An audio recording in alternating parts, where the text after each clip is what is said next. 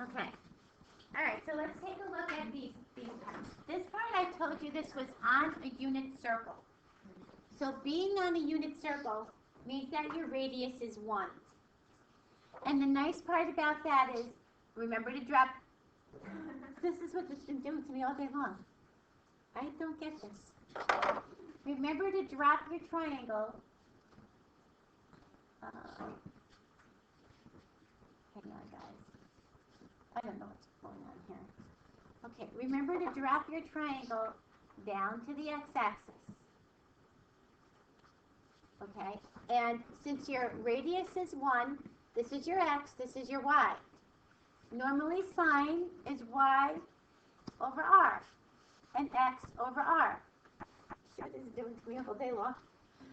Normally it's x over r, y over r, but since r is 1, the sine on your unit circle is the y value. The cosine is the x value. So therefore, the x is your cosine, the y is your sine, the tangent is y over x. These two were both unit circles. So again, when we drop this guy, I think it works on, oh, it doesn't work on this side either. That's 1, so this is the x and the y. The r is 1, so I have no idea what's going on. The r is 1, so therefore the x is your cosine, the y is your sine. Are we okay with this? Give me 1 second. I think I see what's wrong with those. It only seems to like when I do anything from here, not from here.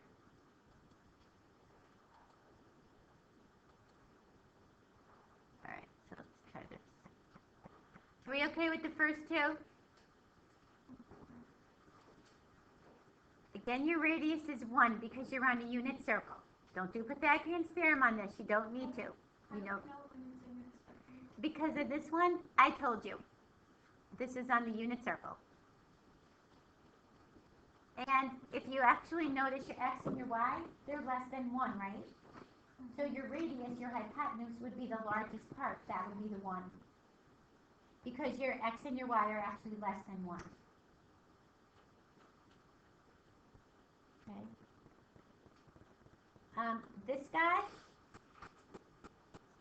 there's a couple of different ways to do this. They also gave me this triangle. I put it there, but I didn't even use this one.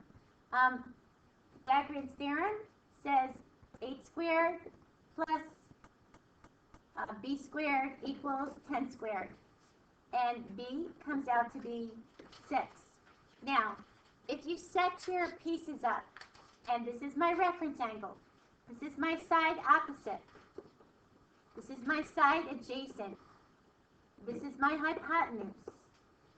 If you do all of your functions this way, sine, opposite over hypotenuse, you have to reduce them all to those terms.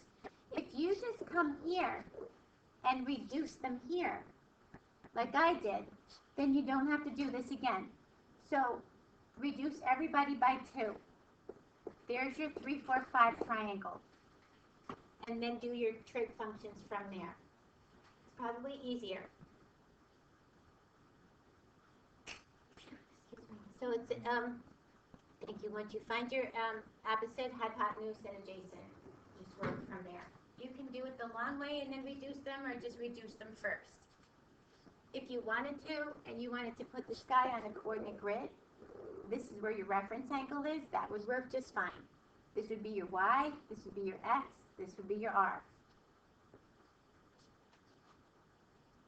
You okay with that?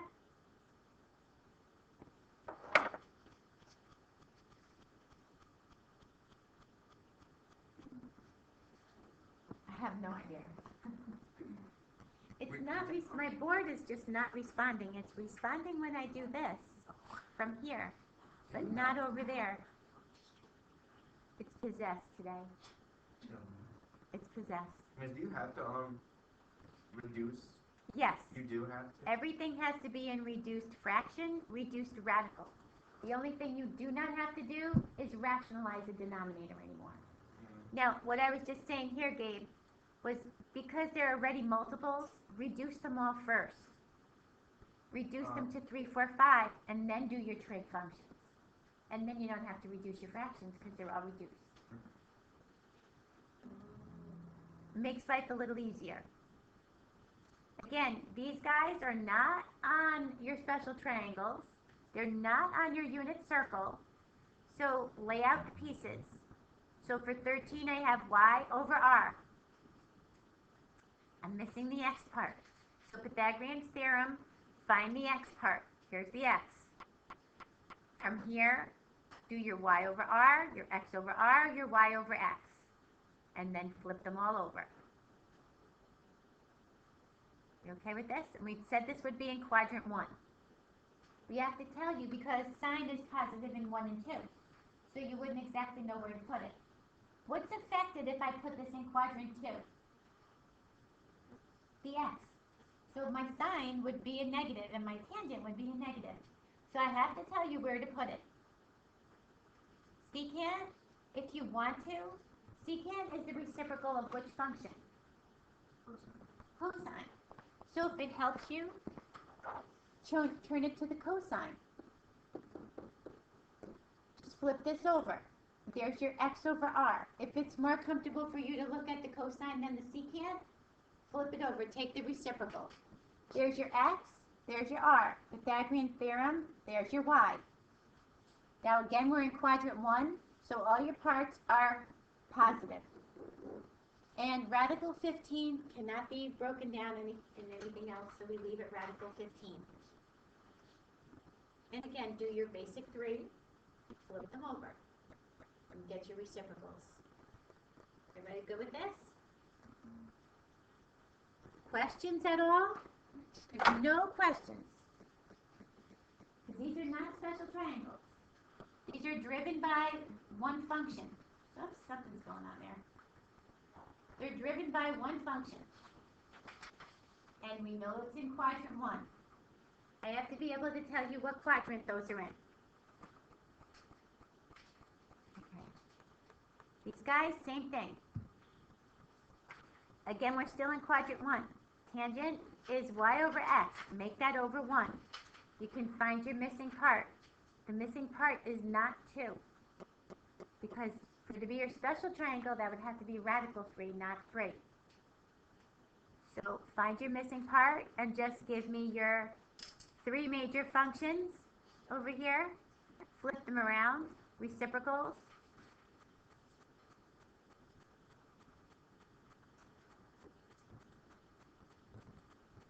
This guy too, cotangent, if you're more comfortable, flip it over, make it tangent, 2 over 3. If you're more comfortable without looking at the reciprocal. Lay those out and find your R.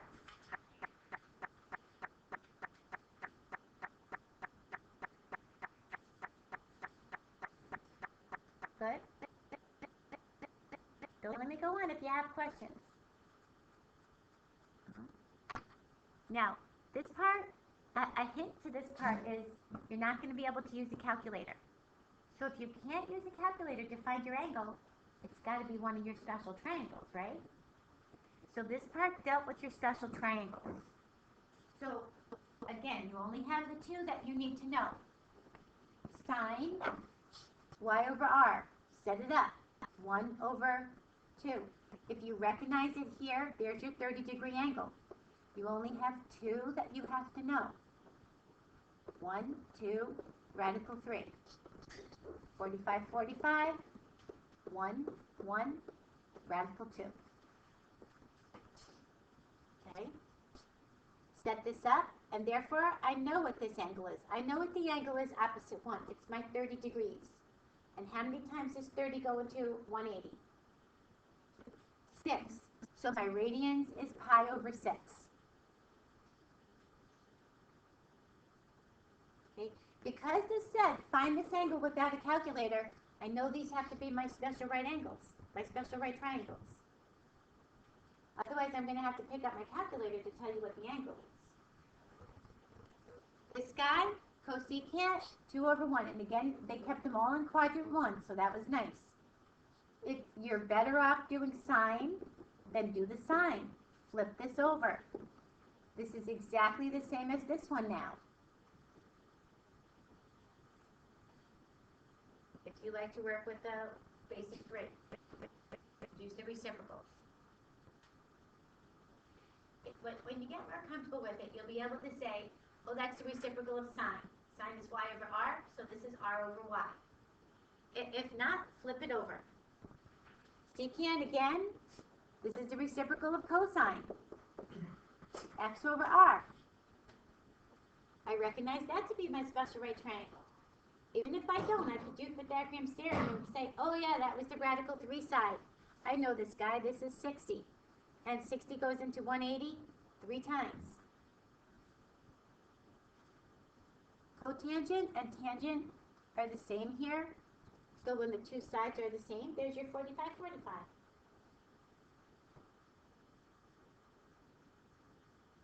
Good. I'm happy you are sleeping at me. The other half are staring at me. And some of you are writing. Tell me what's going on. Are we getting this?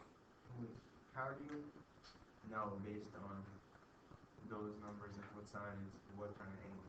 Because you have 2 special triangles. So when I set this up, and this guy over here, so say I come to this one. This gives me what sides I need. This is the reciprocal of cosine. Cosine is x over r, so this is r over x. So when I set this up, I'm in quadrant 1 because it told us quadrant 1.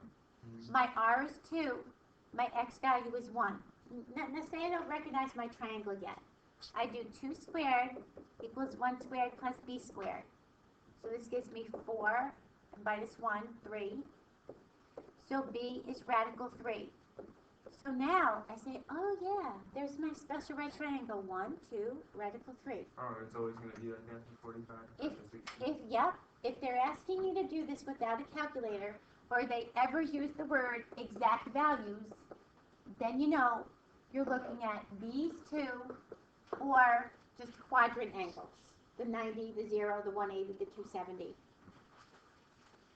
And this one was nice too because when both of your legs are equal on your triangle, what's your angle have to be?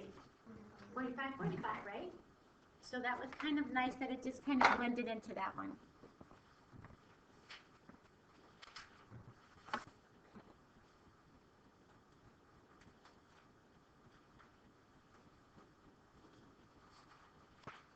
All right. Now, these are probably a little trickier. They rationalize. So if you could unrationalize this, it would probably help you out. What gave me a 3 down here was when I multiplied radical 3 times radical 3. So that gave me that radical 3 up here. So this was 2 over radical 3. My cosecant is the opposite of my sine. So maybe it's easier to look at it that way.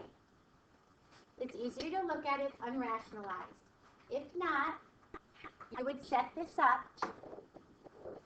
You would set this guy up to say 3 over 2 radical 3. And this is my y. This is my r. This I need to find my x.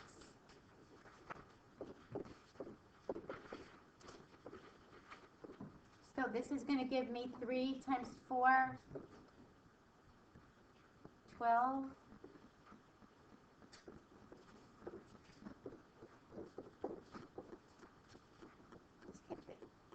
So yeah. So now, do you see something going on here? So when this is going to be like my 1, my times 2. Radical 3 times 2. So this was my side times 2, and this is my side times radical 3. So this is when we did one of these in class that day, we switched around where the radicals were. And this would reduce to your 1, 2, radical 3. I just multiplied everybody by radical 3. Okay? So whether you saw it this way or not, it'll work itself out in the long run. This guy too, does that sound familiar, radical 2 over 2? When you always used to rationalize your 1 over radical 2 for your 45s? So if you unrationalize it, it's probably a little easier. without unrationalizing it, again, there's your r, there's your y. You can do 2 squared is equal to radical 2 squared plus x squared. This will give me 4. So 2 is equal to x squared. When these two are the same, what's my angle? 45. So either way you did it is fine. I think they like to throw that one in so that you could see what was, you know, not the norm. This is one of your proportional ones. Do you have any questions? You have a full punch? Yep. You getting organized. See? See? Trying to do better things. Yeah. Good.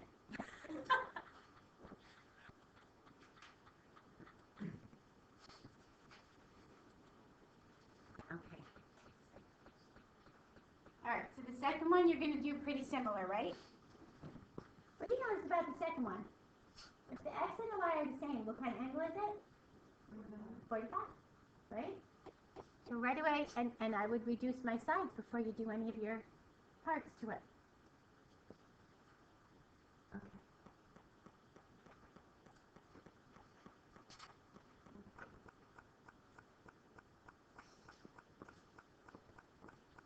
I can't find my ink either. It's really annoying.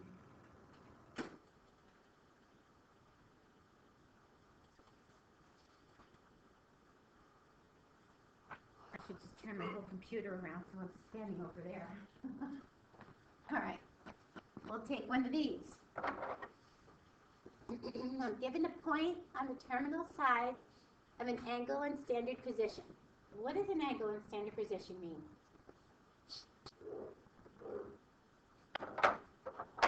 What's an angle in standard position?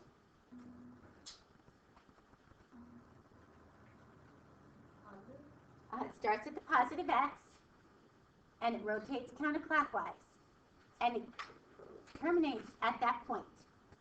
Where do I find the point 724? What quadrant? 1. So I come up here, I start, whoops, this is 724. I want to stop here, and there's my angle. So I draw a triangle. This is my x, this is my y.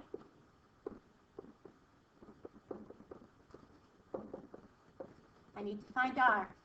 How do I find the missing side of a right triangle?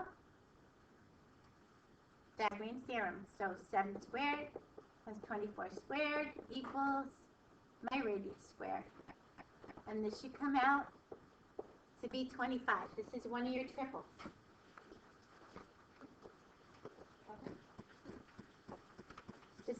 Comes out to be 25. This is one of your Pythagorean triples. Triple meaning they actually work out perfectly. There's no decimals or anything else to them. So once you know this, can you figure out the rest of your trig functions? Yeah. Actually, I only asked you for the sine, cosine, tangent.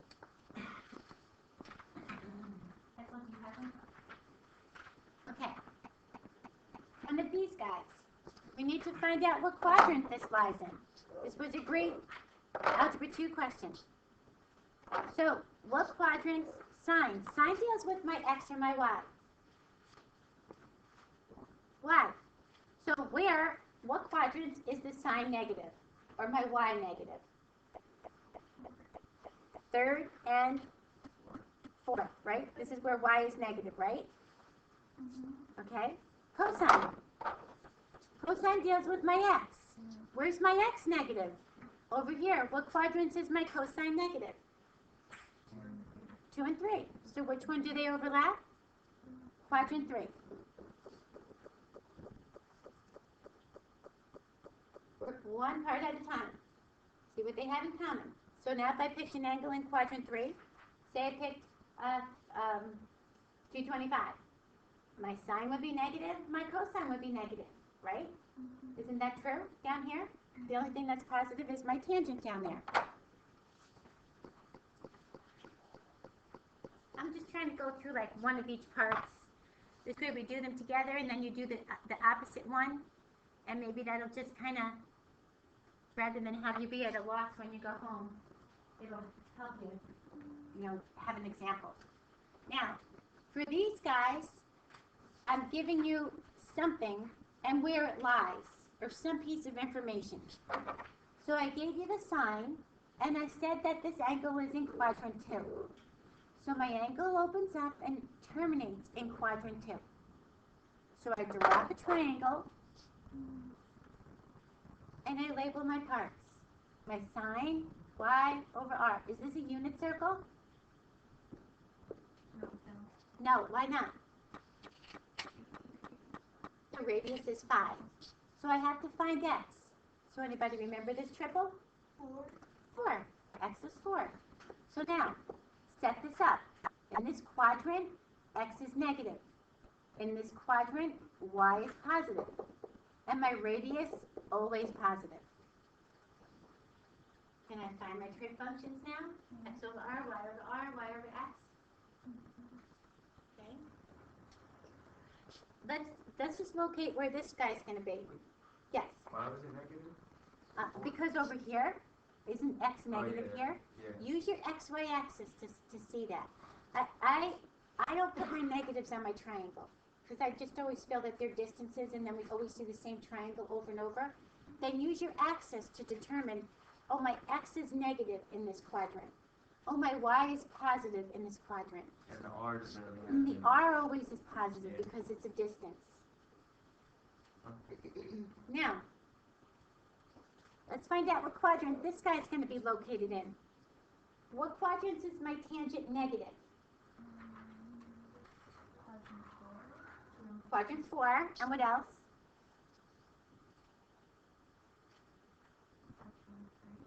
Not 3. 2. Quadrant 2 and quadrant 3. What quadrant is my sine negative? My sine is my y value. 3 and 4. So therefore, what quadrant does this exist in? 4. So then you're going to set this up. You've got your values. You're going to find your missing value, right? And find your parts.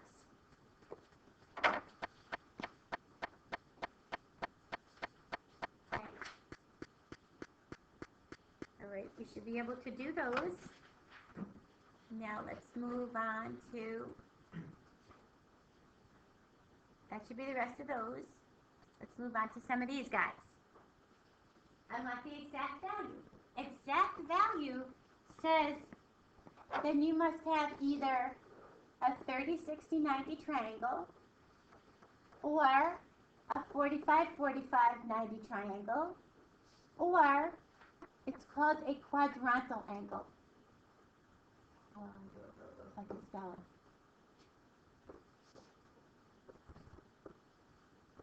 it. This sits at my quadrants.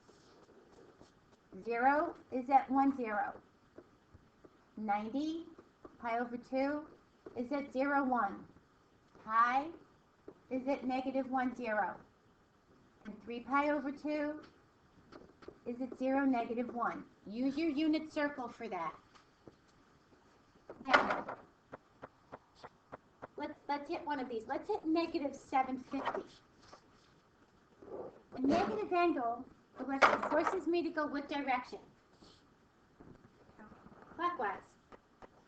So I'm here. I went 360 degrees. So let me subtract 360 degrees. So if I subtract 360 degrees, I still have 390 degrees to go, right? Can I make another circle? Okay, so I make another circle. I subtract 360 degrees. Then I go how many more?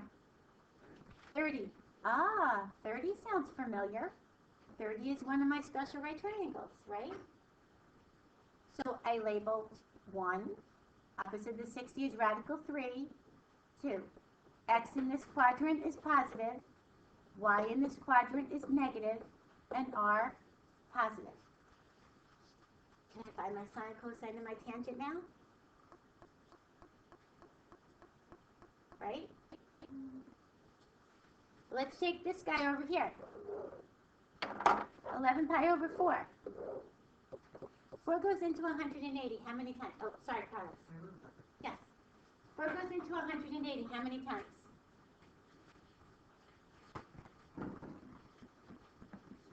45. So I'm going to have a 45, 45, 90 triangle. So it's 4. So this guy has to say 4 pi over 4 because I want it to cancel out to pi. What is this side going to say? 8 pi over 4. Good. So I start here. I open up the positive angle. I come all the way around to 8. And did I hit 11 yet? No. Nope. So if this is 4 and this is 8, what is this one again? 4, 8, 12. So I come around. Where does 11 fall? Right before the 12. That's a 45-degree angle. So I'm 1, 1, radical 2. X is negative in this quadrant. Y is positive. And my radius is always positive.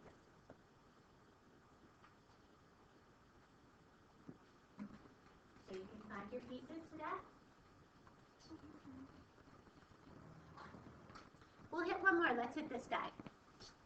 Let's hit this guy because it's the negative way. Which way does a negative angle open up? Clockwise. So I'm coming this way. So this should be 6 pi over 6. It should be 12 pi over 6. And give me 6 more. What should this guy be? 18 pi over 6, right? Let's watch. 0, 1 pi, 2 pi, 3 pi, 4 pi, 5 pi, right? So I just keep adding 6. So now, I start here. I come all the way around. This gave me to 12. If I go another 6, that gives me to 18, but I only have to go to 17. So right here. And how many times does 6 go into 180? 30. So 1, radical 3, 2. X in this quadrant is negative. Y in this quadrant is negative. And R is positive.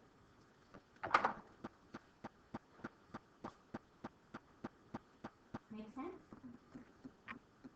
Alright, so you guys have the rest to do, which isn't too much more, right? It deals a lot with your special triangles for you to see different ways to look at it. My goal was to give you, like, different ways to find your quadrants and whatnot. I did the